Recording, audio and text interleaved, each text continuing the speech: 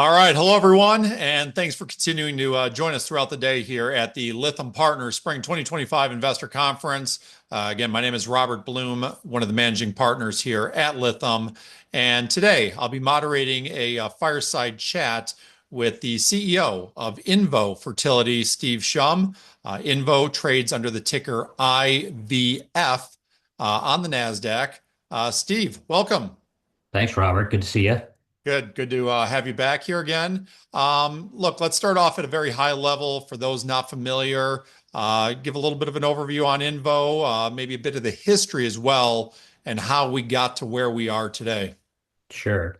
So Robert, just since you have a lot of history with the company, as we go through some of your questions, if you think I miss anything or feel like we should fill in some gaps or something, feel free to jump in and help answer your own questions. I will do so.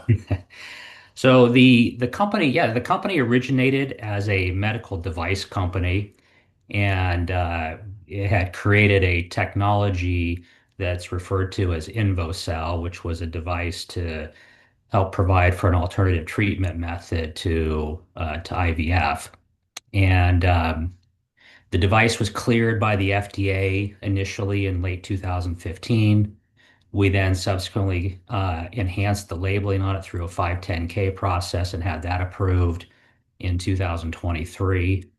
Um, but I would say in our early commercial efforts, we recognized that some of the challenges of bringing a new device and a new treatment methodology into some of the existing practices. So, in an effort to build the company and scale the company a little more quickly, we made a conscious decision to pursue more of the services, clinical services aspect of the business by way of initially opening a couple of brand new clinics that were designed to kind of focus on specifically on our technology. And what this did for us, it was allowed us an opportunity to capture a larger piece of the revenue associated with providing fertility treatment rather than just simply selling a device as a part of the process. Now, we did those first two clinics through collaboration or joint ventures with physician partners. We opened those clinics, one in Birmingham, Alabama, one in Atlanta, Georgia. Those are operating clinics today. We refer to those as INVO centers. And but what we learned with that process is that it takes time, and it takes to build a brand new clinic, and it takes time to build an awareness in the local market and build patient flow. So then we further evolved our strategy in early 2023 with the idea of pursuing an acquisition strategy, with the idea going out and acquiring existing established clinics that were also profitable. And again, with the idea of trying to build the company infrastructure and scale a little more quickly. So we did our first acquisition of an existing IVF practice in late 2023. And that really further jump-started, if you will, the business model and the plan. We then in around that similar time frame, we were approached by a totally separate business that was an oncology business, a drug development business, and we formulated an idea of putting together that business with our fertility operation, with the idea to have a combined company that had a revenue generating business in the fertility space married up with a drug development oncology business, and that one side of the business would help subsidize the needs for developing a drug development business, which has potentially higher potential, if you get through a successful drug development effort.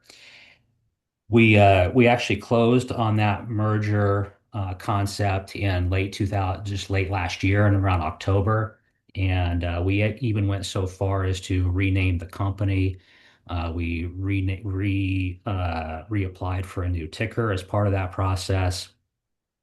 But as we got into early this year through with feedback from shareholders and key stakeholders, we actually pivoted back to deciding to focus our energy on the fertility business. And the reason I'm covering some of this is because there's been this back and forth in some of our releases covering this concept of we merged with an oncology business, renamed ourselves, and we just recently again moved back to focusing on fertility and renamed ourselves back to INVO Fertility and changed our ticker symbol back to again more of a fertility focus.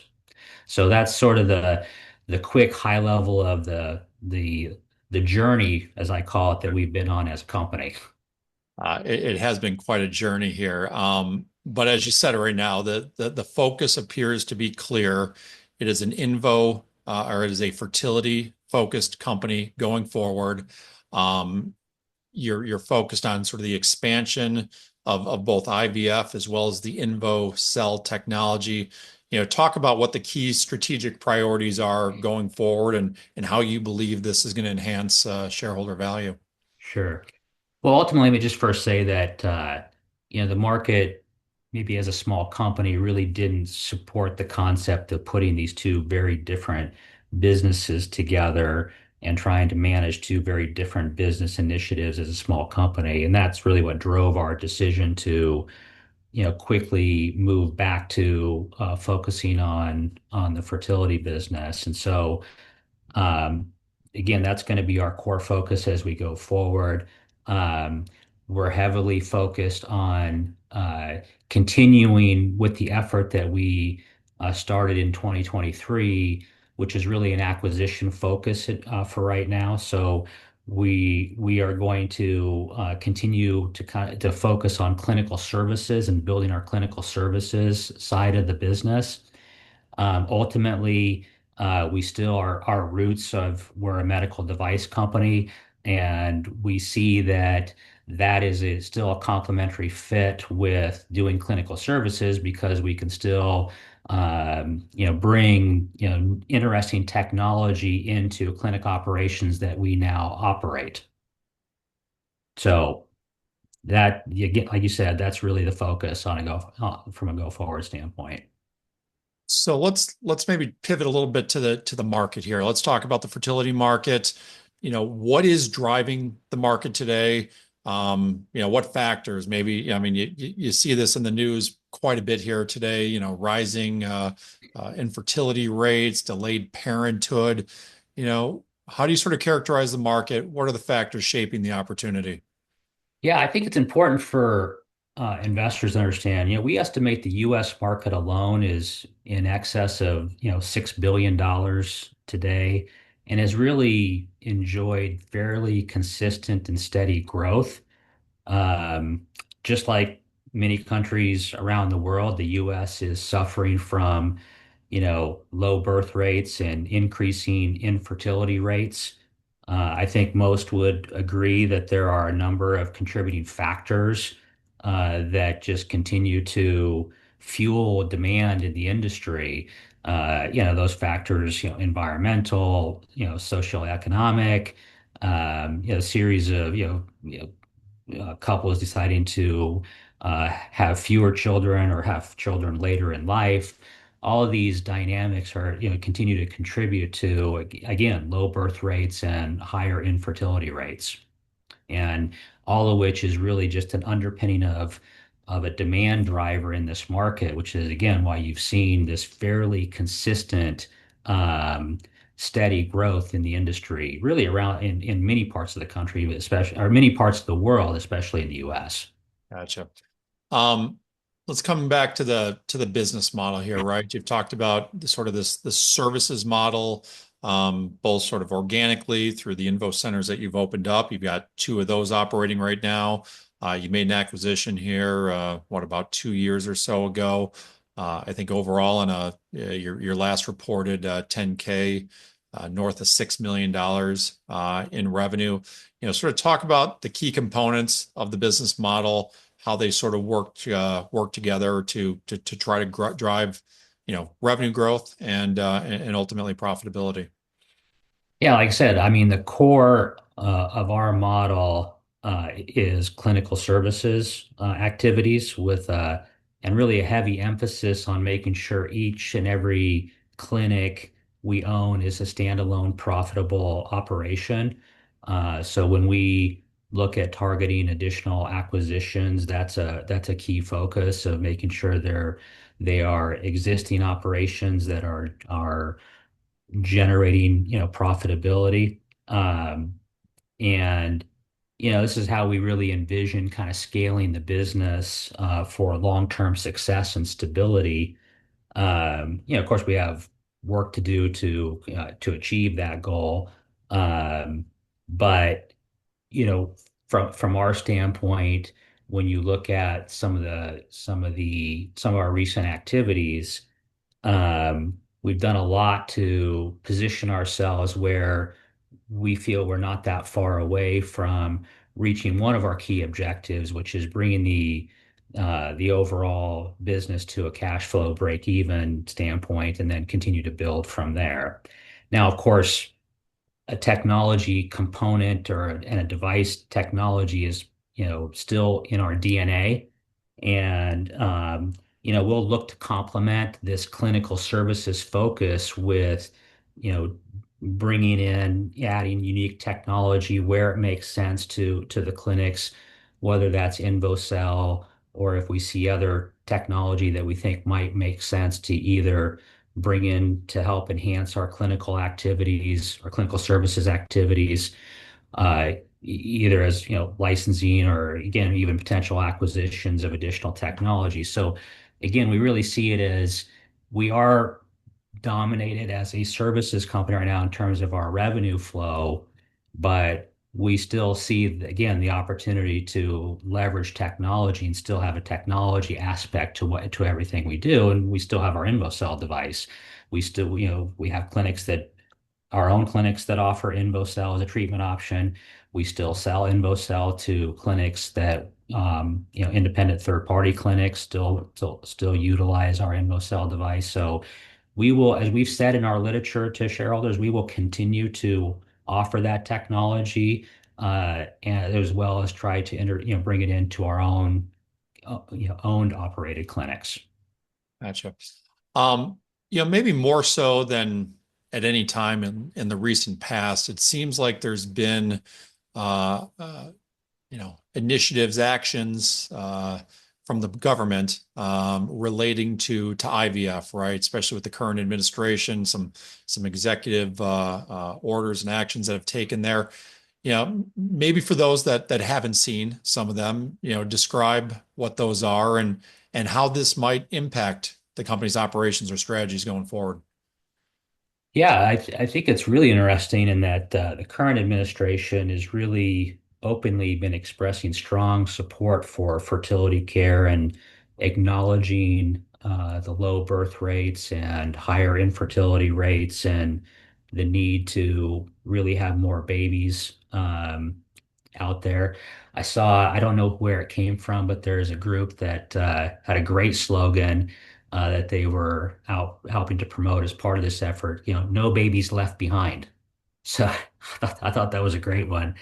Um, so, we think that's again just, and of course, everything we hear and everything that I think a lot of people are expecting is that some of this support and some of the efforts that are being advocated are really around trying to make fertility care more affordable for people, because it's been long known in the industry that affordability is often been a challenge. Many patients end up having to pay for fertility care out of pocket. It's expensive. So, you have a lot of patients that are in need of advanced fertility care, but maybe just simply can't afford it. So I think a lot of the focus from the current administration is around ideas on how to improve insurance coverage. But again, ultimately, all is around trying to bring affordability down for patients. And of course, to the extent they do implement some policies that can help do that, I think that's only going to further enhance demand for service. Now, we also have an industry that has also often been referred to as capacity constrained. And so, um, but you know, we're still growing as an industry because I think what's happening is that clinics ultimately are finding better and better ways to manage patients more efficiently. And of course, some of that is being helped by technology solutions that are making care a little more efficient. We long advocated that our INVO device was a tool to enhance efficiencies in the lab with the idea of being able to see more patients. And there are a lot of other companies doing other interesting things from a technology standpoint to help try to drive efficiencies in the lab or in the clinic itself.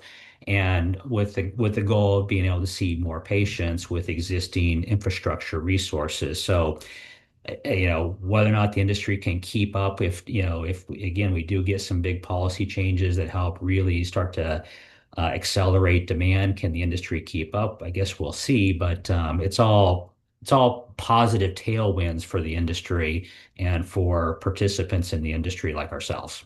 Gotcha. Um, Turning a little bit here to the financials, again, fiscal year 24, the December ending period, revenue was up north of 100%, $6.5 million, improvements in sort of your adjusted EBITDA. I know there's, a lot of noise probably in the numbers here the last quarter, couple of quarters as it relates to, the The merger. oncology business that, yeah, we Yes, as merged it with, relates. and now we had to take an impairment analysis on it. We're going to divest a portion of those assets as part of our refocusing back to fertility. So yes, there is some noise in the numbers. Sorry, I cut you off on your question there, Robert. I think I realized where you were going. So I think that, but it's also why we've been trying to highlight in our last couple releases with your help of let's look at what the standalone fertility business looks like. And so Right. hopefully folks can see that, again, everything we're saying is we've been making really good progress towards our goals of you know, building a stable platform within that business.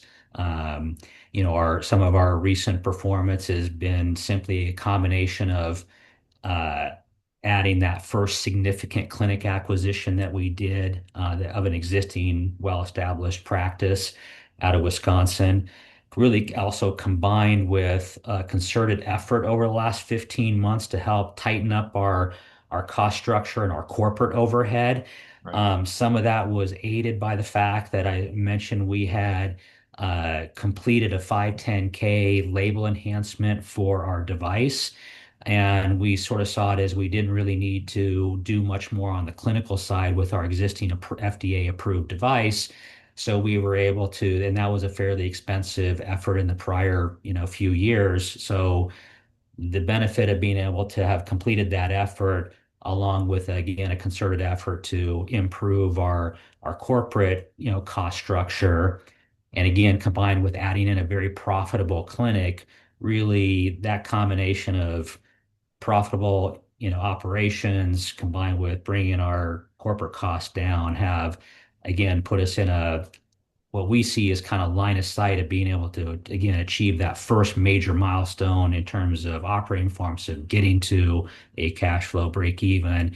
And we don't think we're too far off from reaching that point. I'm not going to give a specific timeline goal, but again, it's a key goal of ours. We're very focused on it, and we see it on the relatively near horizon. All right, very good. Um, let's talk a little bit about some of the risks that you see out there. There's risks in all businesses. Talk about what you think the biggest ones are and how you may look to overcome those and allow you to achieve some of the objectives that you just set out. Yeah, let's start with internal. Obviously, execution risk of your internal team is always a key risk. And I think what's interesting, or I think what's helpful as we move forward is that our remaining team members have been through a lot with this company, and we've learned a lot. And I think sometimes, the best the best lessons are sometimes painful lessons or when things take longer. And as I said, we went through challenges with selling the device into clinics. We went through challenges with trying to establish brand new clinics. We went through challenges with buying an existing clinic. So um, I would like to think that we are a uh, much better team as we move forward because we've learned a lot and we know what to look out for as we move forward.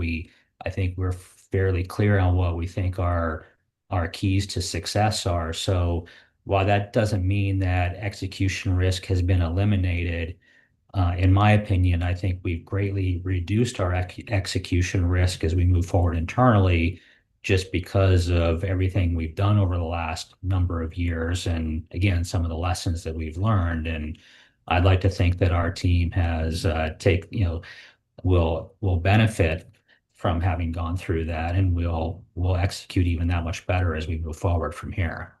So that's the internal risk. External risk, I would say, is largely having access to adequate capital to do what we want to do. Um, and we have a supportive shareholder that has helped us navigate over the last number of months and through the merger and now the divestiture and so forth. And I think that we're there's always risk to that, but I feel like based on the performance of the business, and again, our feeling that we're not that far away from reaching some of our key goals, and then as we continue to execute and as we continue to expand the business, I think our access to attractive growth capital to continue fueling our strategy of acquisitions, um, will only improve from here. So, um, but ultimately it is making sure that we have the adequate working capital to do what we think we can do and really drive significant success from here. Maybe in the couple of minutes that we have left here, recap, what are the most compelling reasons why someone should be taking a look today versus, maybe even in the past, um, in INVO? Yeah, I mean, I think that we think that relative our current level of business and assets and inherent value in the company, relative our market cap, we think we're undervalued now. Um, More importantly, we're seeing very good potential acquisition opportunities with sellers that we think are open to uh, a win-win structure. We think as a public company, we can do transactions that have some interesting characteristics that again are win-win for both us as well as a potential seller. So I guess I would say I think one might characterize it. We think we're in a fairly target-rich environment for where we are today. The overall fertility market, of course, we already talked about, is very favorable and continues to have pretty good tailwinds with the support of administration. Um, and then, of course, our renewed focus on building a successful platform, a successful company in the fertility business. So I guess when you summarize that, we think we are well positioned to really build substantial value as we go forward. And equally important, I think that our current team is more experienced and excited to capitalize on, you know, again, both what we've learned over the years and where we are today and again, the opportunities that we see in front of us. So, I think it's going to be exciting for this company as we move forward from here. I really do. Fantastic. Well, as you said, it's been a long journey, and seems like there's a very clear pathway going forward here now. So, well, we're sort of at time here, Steve. Again, I want to thank you so much for jumping on here, conducting this fireside chat here.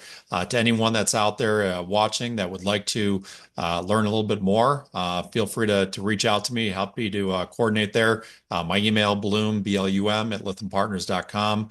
I'm sure Steve will make himself available here. Again, want to learn more about us? You can visit our website or stay connected with us on LinkedIn to make sure you can find out about future events and interviews such as the one that we're conducting right now. So, Steve, again, thank you so much for the time. Yeah, appreciate it. Valuable Fun conversation. information, Yeah, thanks, Robert. and everyone enjoy the conference. Thanks so much.